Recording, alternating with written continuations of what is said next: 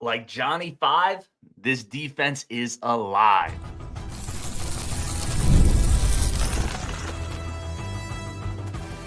You are Locked On Badgers, your daily podcast on the Wisconsin Badgers. Part of the Locked On Podcast Network, your team every day.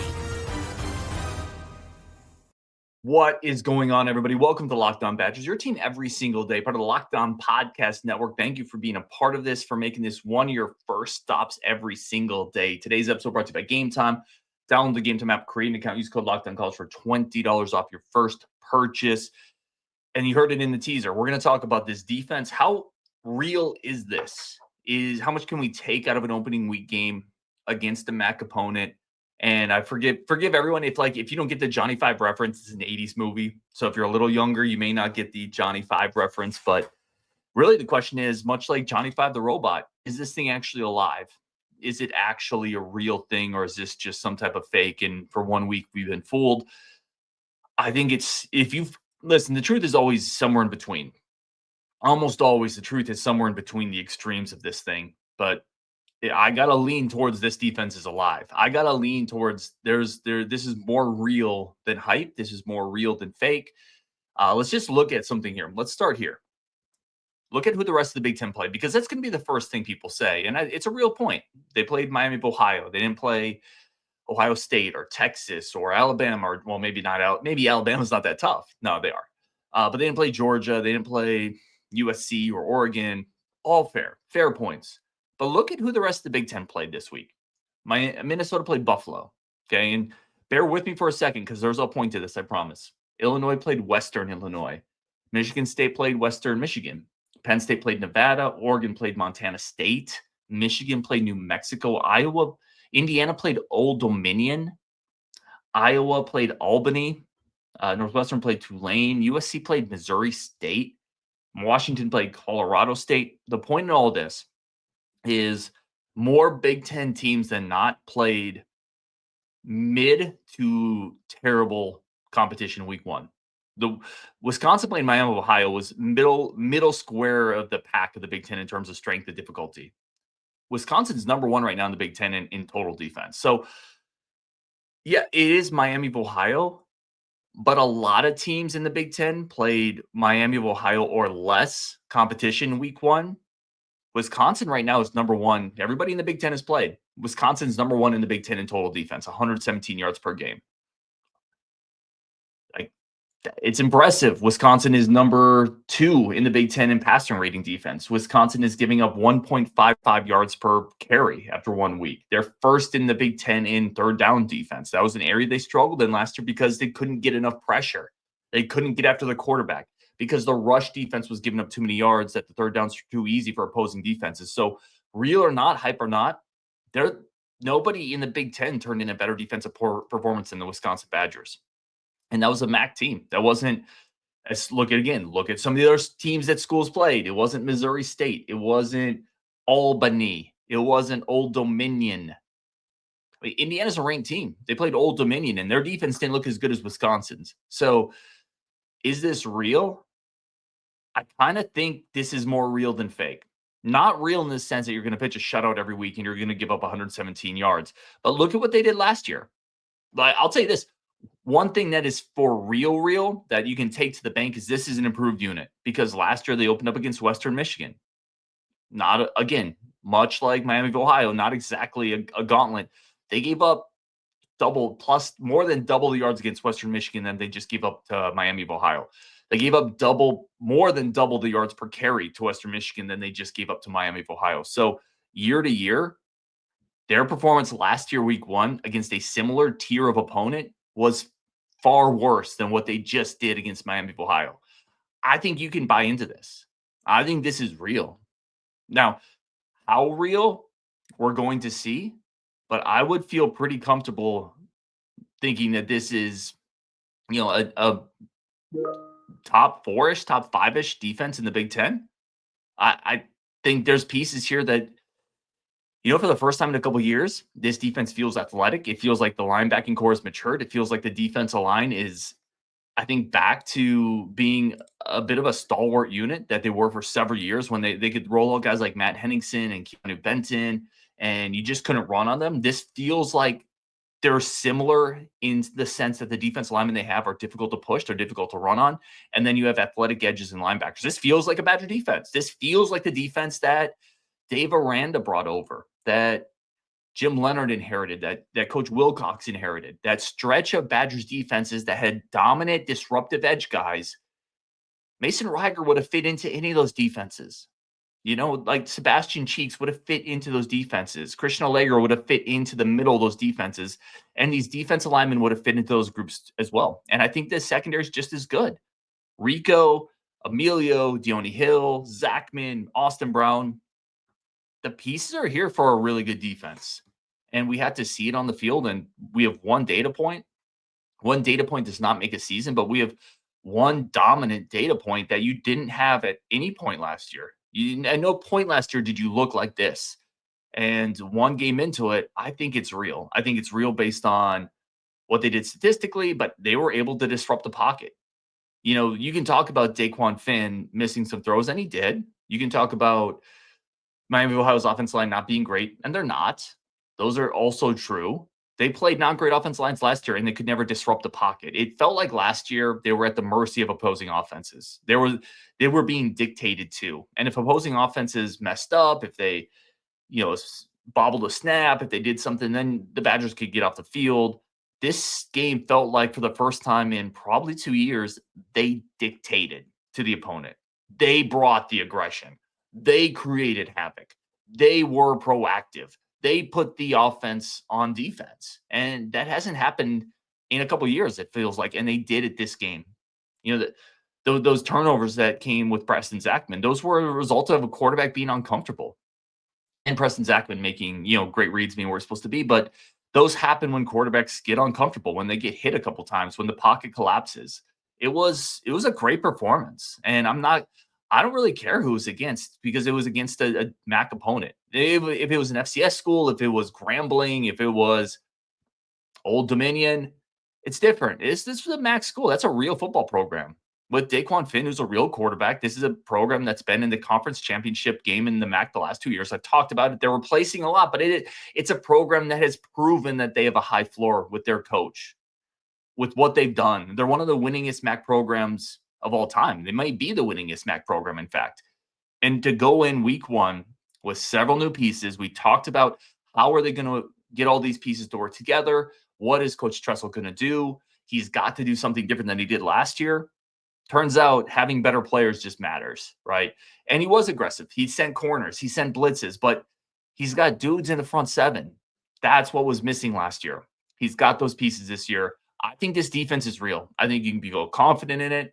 I went back and watched some film already. They just so much further ahead than they were week one last year. And they're going to continue growing. Sebastian Cheeks is going to continue growing. Mason Reiger is going to continue growing. Those inside linebackers. You saw Cooper Catalano get some reps. Omilloi Agard's still young. Like, there's a lot of pieces on this defense that can get better as the season goes on. To pitch a shutout with this group week one, incredibly impressive. I think it's real. Like Johnny 5, I think this defense is alive. Take a quick second here. We're coming back some stock up and stock down. Who do I have stock up on offense? Stick around to find out. First, a quick break for our friends over at GameTime. College football is back, and I could not be more excited. The rivalries, the tailgates, the food, the tradition, beating Minnesota. It's all going to happen this year. And if you want to get front row seats, you want to go with your pals, your friends, your family, you got to do that on GameTime. GameTime is unbelievable. The ultimate place to get your tickets. You're going to get cheaper tickets. They're going to get sent to your phone. It is so simple. Even a Minnesota fan could do it. Probably. I don't know. They don't buy tickets to go to their stadium anyway, so who knows? But they could probably figure it out. But it is simple. It's easy. It's fast. You're going to get the best prices, flash deals, so you get tickets all up right up until the moment the game starts. And sometimes you get the best deals when that happens. Again, I've used this service personally. I've gotten tickets on the way to the stadium, and they're emailed into my phone before the Uber drops me off. This is the ultimate ticketing platform. Take the guesswork out of buying college football tickets with GameTime. Download the GameTime app. Create an account. Use code LOCKEDONCollege for $20 off your first purchase. Terms to apply. Again, that's promo code LOCKEDONCOLLEG for $20 off. Swipe, tap, ticket. Go to the games. Download GameTime today. All right, let's get back into this. Let's talk a little bit about stock up and stock down. Some interesting stuff going on here. All right, stock up. I did offense and defense. I'm excited for this. So stock up on offense. Let's start here and let me know in the chat who your stock up guys are. I'm starting with Dilin Jones. I think he actually, going back and watching some clips of him and rewatching some of the running game, I was really impressed with how physical Dilin Jones ran behind the pads, squaring people up. A bit of that like Roger Craig, just keep the legs pumping. He broke a lot of tackles. Pro Football Focus had him down for 5 broken tackles. I think I did it on a previous show. I don't have the numbers up in front of me, but I think it was 60 of his 70 something yards came after contact. He averaged 4 point something yards per rush after contact. He had to create a lot on his own. I don't think he got a ton. This was not a great offensive line effort from the pass block or the run block. Dilin Jones, I thought, generated a lot of his 5+ yards per carry by himself. And was it the debut in the starting lineup that a lot of us expected from Dilin Jones? No. We did an over-under before the show. We put his over-under at 115 yards, I think, and a lot of people took the over on that. This was a year where we're expecting 1,000 plus from Dilin Jones. We're expecting, 8 to 10 touchdowns. We're expecting the bell count. He finishes in the 70s with no touchdowns. But I thought he ran incredibly hard. I thought he ran incredibly physical. He showed you the ability to break tackles. I think with some vision stuff, and I know Justin and Rajiv have talked about this, he can get it better there. And I think he will. He's young. But give me a guy who runs really hard, who can break tackles, and I can work with him. I think you can teach him the other things. You can't teach a running back hard. You can't teach a running back the ability to spin off a tackle and continue churning the legs. I think those are natural things he has. Also got 3 passes. Stock up Dilin Jones. I was impressed with the physical nature that he ran with and the toughness and determination he ran with. Sometimes running backs pack it in when the holes aren't there, when it's not easy. I was impressed with Dilin Jones and the toughness. Stock up Grant Steck. This is a guy we talked about when Tucker Ashcraft went down. Who steps up? Do they go away from 12 personnel? What do they do? How do they adjust this offense? Do they need to adjust it? Is there a tight end behind? Tucker Ashcraft can now step in and fill that role. I think Grant Steck could be that guy. Saw him with a really nice seam catch to set up a 1st and goal from the 2 or 3 yard line, but also some moments where he has the physical ability to be the blocker that you need in that role, to flank Lance Mason, to be the blocking inline tight end. He has that ability, but he also showed the ability to get down the seam, make a tough catch. He was a former 4-star receiver or tight end for a reason coming out of Illinois. This was a big get 2 years ago in that class. I think he could be starting to come into his own this year. Stock up Grant Steck. Stock up Jake Renfro. So a couple things here. Jake Renfro, I believe, was Pro Football Focus highest graded offensive lineman, but I thought he showed power in the running game. Remember the Jake Renfro thing when Luke Fickell came in. He brought Jake Renfro with him from Cincinnati, and that was an all AAC center, but he was hurt. It's taken him a while. I think last year he was knocking off the rust.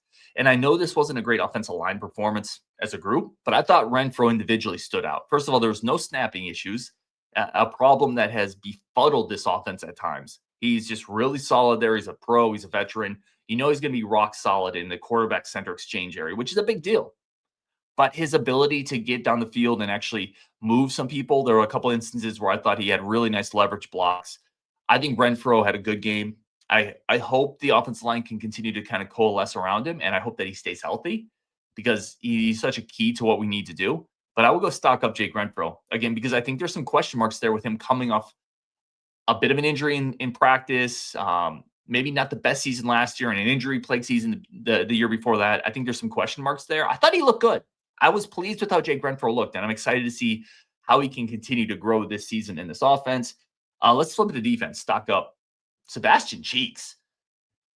Listen, Mason Reiger was awesome, but all we did this offseason was rave about Mason Reiger, the Reiger Tiger. So that's what I expected from him. I expected him to be really good, and he was. Sebastian Cheeks, I talked about him in Platteville as well.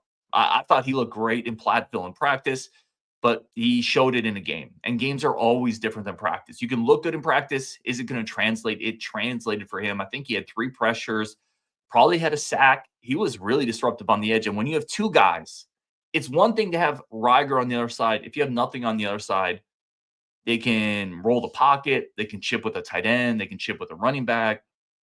They can cut you. They can do a lot of stuff to you if you're just one guy. If you have a disruptive speed guy on both sides of the ball, it becomes problematic for opposing offenses. Now, that quarterback escape game gets more difficult because you can get outside pressure on each side. You can't chip on both sides very well. You can't put a tight end on both sides unless you're going to do like a two-man route.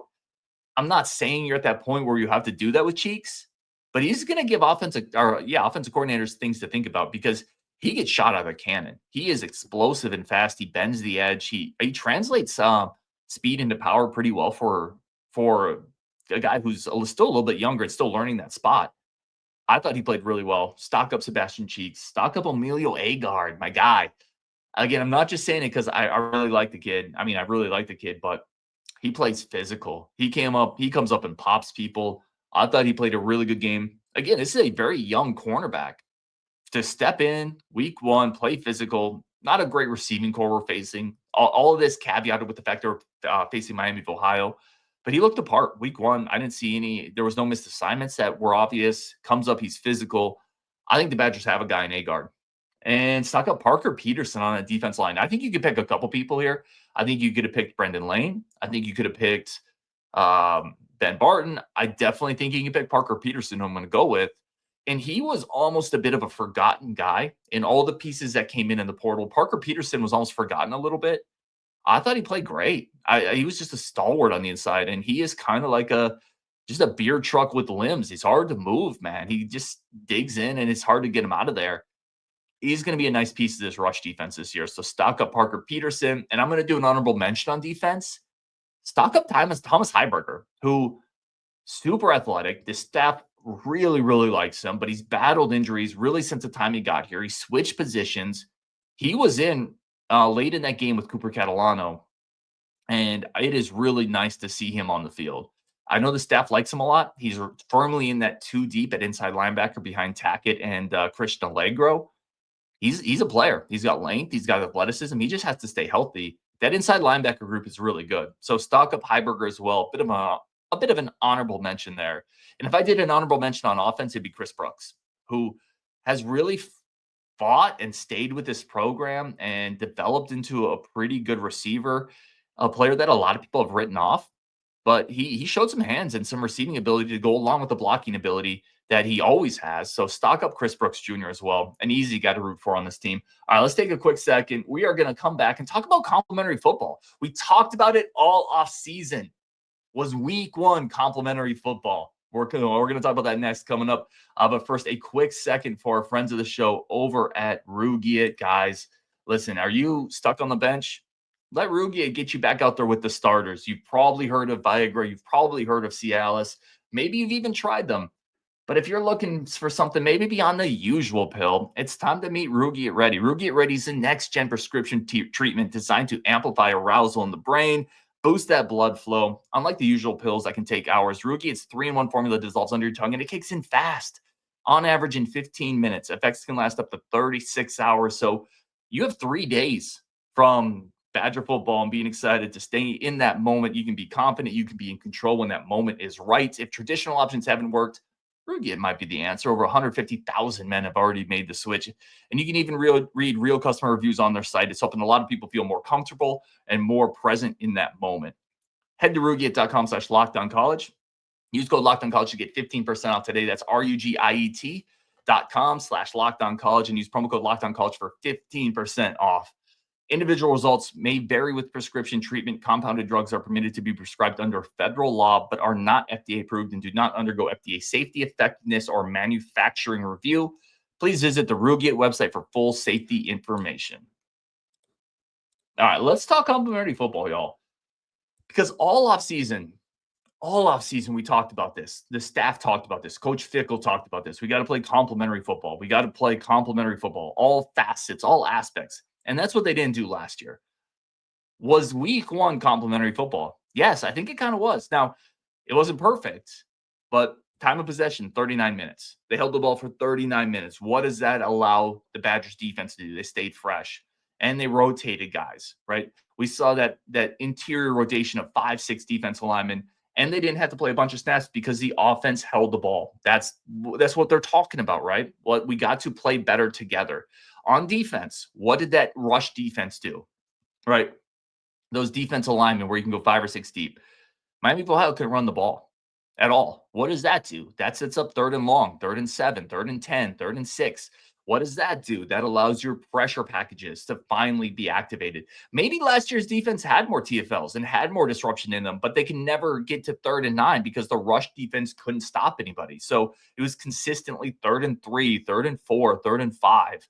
Well, you can't pin your ears back. Well, now you're getting that interior rush defense. If you're standing people up, now you're able to play defense with your edge rushers. Now you're able to be more disruptive. Now you're able to attack the offensive tackles with a little bit of recklessness because they have to throw the ball. I think you're seeing these things all kind of work together, at least in week 1, and you can see some of the vision. I wanted to bring this up on the show because I talked about it in the Discord, and Curtis Holland, who comes on the show occasionally, good friend of the show, great dude. He had a friend mention to him, you guys are kind of like Iowa this game, right? Good rush, good running game, control the clock, punt the ball, play defense, and just suffocate out a win. You know, put the opposing team in a crock pot and just cook them slowly. And can we be a version of Iowa this year? Can we be kind of like that type of team? Hopefully listen, I think Billy Edwards is better than a traditional Iowa quarterback. Don't get me wrong. I'm not suggesting we win 10-6 every week. But what I am suggesting is this team, with its defense, its ability to run the ball, maybe make some quick passing decisions where you can move the change, control the clock, strong punter. If Vakos is hitting 42-yard field goals, maybe you can Iowa your way to 8 wins this season, 7-8 wins. I don't know if that's crazy. If this defense, and I already talked about it in the first segment, if this defense is good, if this defense is what I think it can be, what it showed in week 1, this is going to stay close. These games are going to stay within reach. You're going to be able to run the ball. You're going to be able to control the clock, probably wear some teams out. And then Billy Edwards, as a better version of the type of quarterback that Iowa usually has, might be able to win it at the end in some of these moments. I think it's interesting. I think it is possible that this team has a little bit of an Iowa vibe to it with a little better quarterback.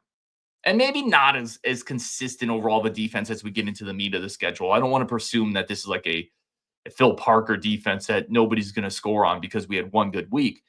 But I like the building blocks that they showed. And I like our ability to control the line of scrimmage and to run the ball. I think there could be something there. It's interesting to me. And I do think we saw the beginnings of complementary football, of these facets starting to work together like they used to for the Badgers. A bit of berry ball. Run the ball, control the clock, play great defense, force the other team to make some mistakes, which they did. And when they make those mistakes, you pounce. When they make those mistakes, Preston Zachman picks them off, and you set the offense up for a layup. So I'm excited to see the growth this week. This week. Excited to see if the offensive line can get a little bit better, if maybe the passing game gets a little bit better with Billy Edwards or Daniel Neal. But I do think the defense is real, and that's something to build on. All right, we're going to wrap it up there on Wisconsin. As always, really do appreciate y'all, and a bunch more content coming up on Wisconsin, and we'll talk later.